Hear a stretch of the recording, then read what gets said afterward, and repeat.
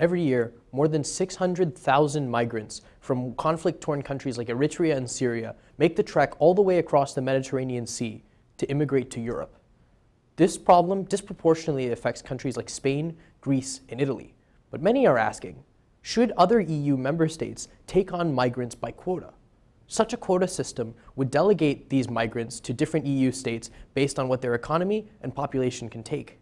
And this is a desirable approach, not only because it will help lighten the burden on countries like Italy, Spain, and Greece, but because it can help push forward a solution to the crisis.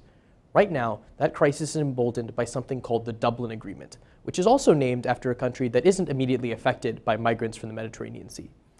According to an Economist article from April 25th, the Dublin regulation means that the first country that migrants land in is responsible for documenting them.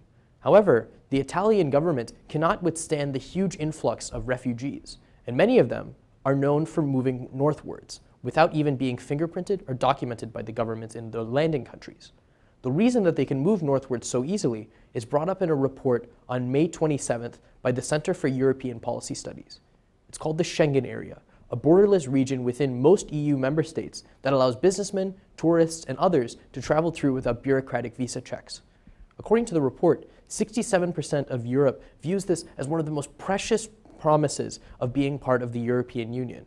And in order to maintain its security, as well as successfully document migrants, all members of the Schengen area and other EU member states must accept migrant populations. This is also possible for paving a long-term solution. On May 21st, The Guardian announced that African countries like Gambia were willing to eventually take on migrants that had made their way to Europe. But the only way to make sure that that transition is successful and can help deal with the problem of migrants in continental Europe, they must be effectively documented and given at least a temporary place to stay other than the three countries most affected.